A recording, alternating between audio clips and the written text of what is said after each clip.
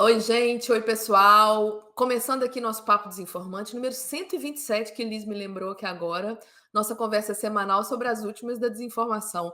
Quem tiver afim, vem com a gente.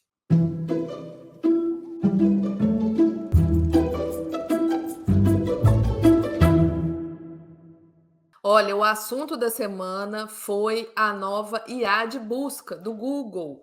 O Google está implementando aos poucos uma ferramenta que vai mudar a sua forma de buscar na internet. Sim, o Google, aquele que é quase sinônimo de internet para muita gente, e as últimas semanas foram um rebuliço em torno desse anúncio da IA do Google. Enquanto a empresa comemora e diz que, enfim, essa revolução vai ser benéfica para todo mundo, a informação vem contextualizada, vem de outra maneira e tal, muitos usuários e pesquisadores que já estão tendo acesso a essa funcionalidade estão apontando problemas e levantam questionamentos sobre a mudança, que não está disponível para todo mundo ainda. Mas Matheus, nosso especialista de IA, teve acesso e testou a funcionalidade. Conta para gente, Matheus, é bom, não é bom? Quais os problemas?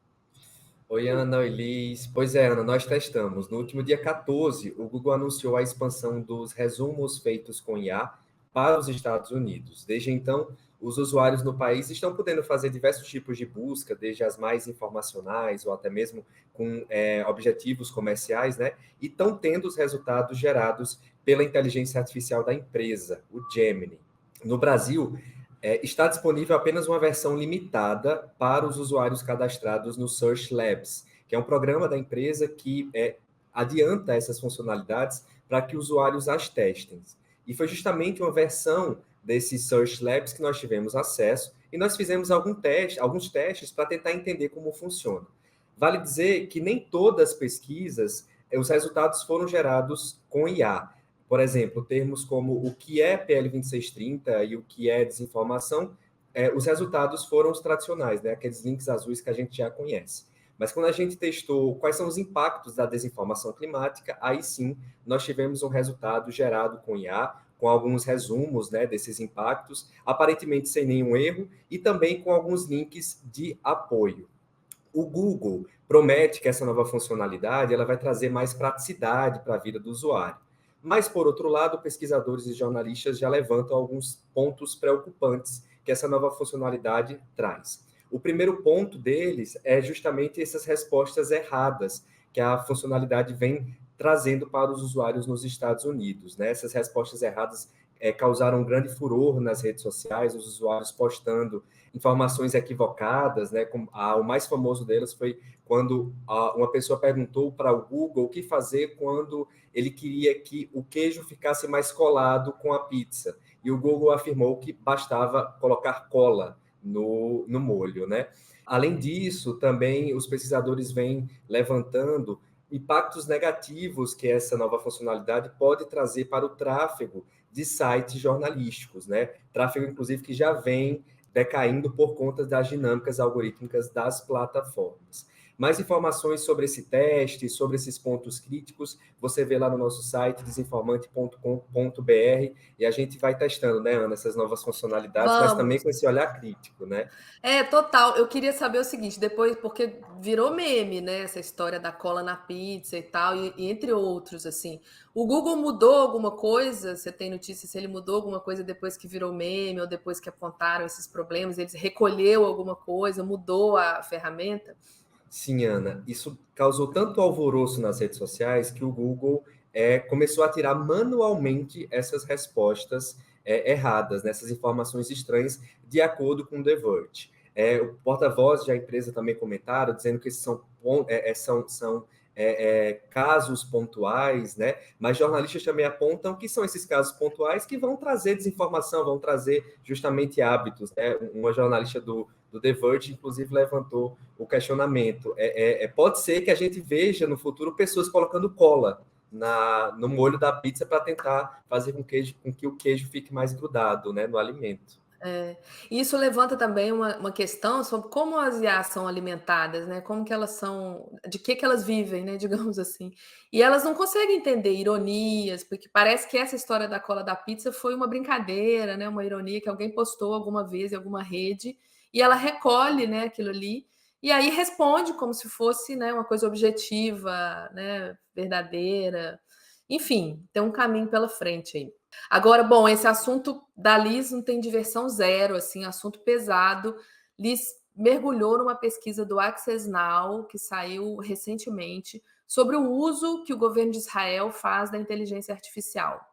É um uso bélico, né? A pesquisa detalha algumas formas, né, algumas estratégias de uso da IA com foco no conflito com Gaza, né? Um conflito aí, esses ataques que Netanyahu tem feito sistematicamente aos palestinos lá na faixa de Gaza. Conta mais pra gente, Liz.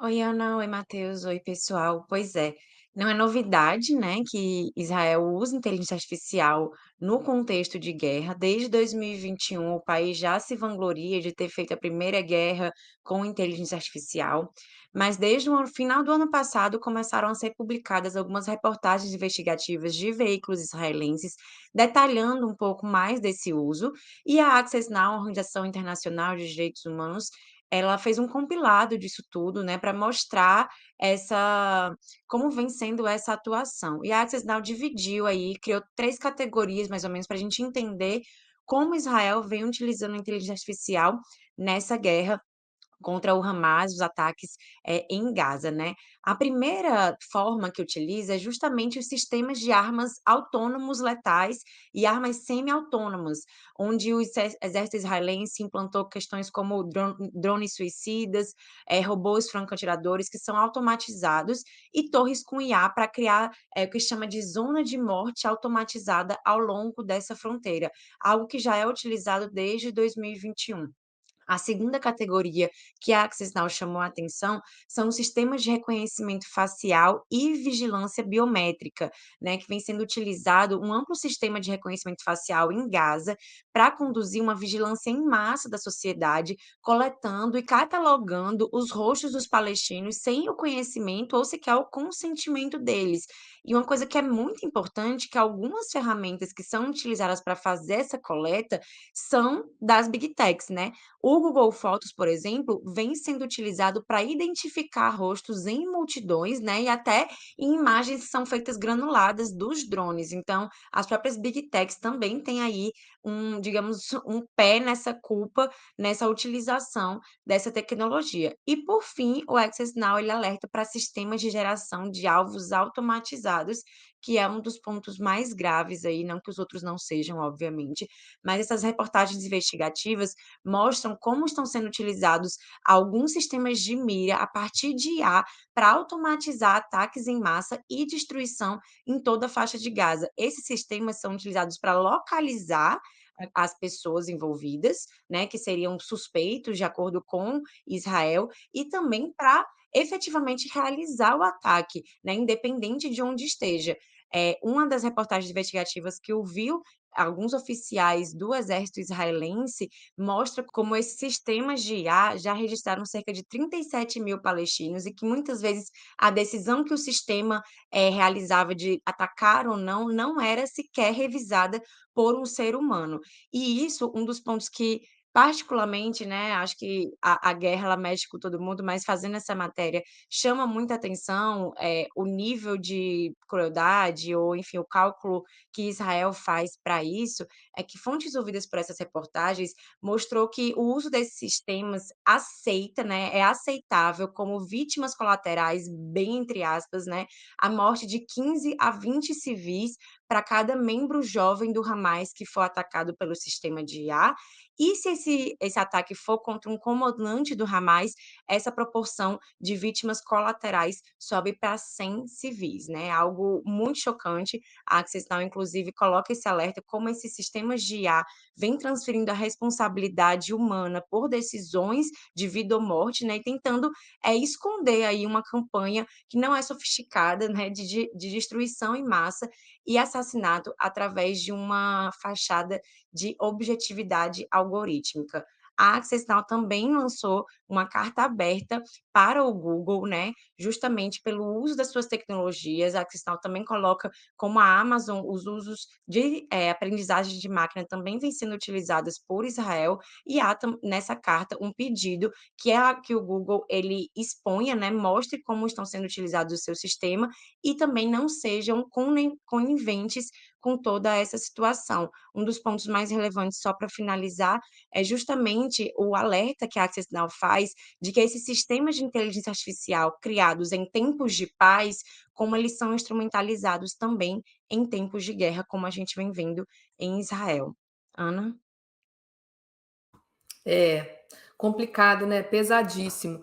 Eu queria que Matheus comentasse, porque esse tipo de sistema, esse tipo de uso da inteligência artificial está contemplado na proposta brasileira de regulação da IA. É isso mesmo, Matheus? É isso, Ana. Além de não banir totalmente o reconhecimento facial, né, os sistemas de reconhecimento facial, o substitutivo do PL 2338, lançado pela Comissão Temporária de Inteligência Artificial do Senado, também trouxe, sem nenhum tipo de discussão, né, essas regras de uso de armas autônomas em contexto brasileiro. São regras, eles falam sobre essa questão de ter que ter a revisão humana, né? Mas, enfim, coloca dentro desse PL esse tema bastante crítico que lhes trouxe aí esses pontos que realmente levantam preocupações mesmo, né? Pontos super críticos sem nenhum tipo de discussão com a sociedade civil. Então, a gente tem no substitutivo do marco da regulação de IA, né, pelo menos até a sua discussão, a sua votação que ocorre em junho, esse tema de armas autônomas sem nenhum tipo de colaboração da sociedade civil. E ferramentas, E só inclusive, por para exemplo, reconhecimento, desculpa, Liz, reconhecimento facial que falha, né? Falha.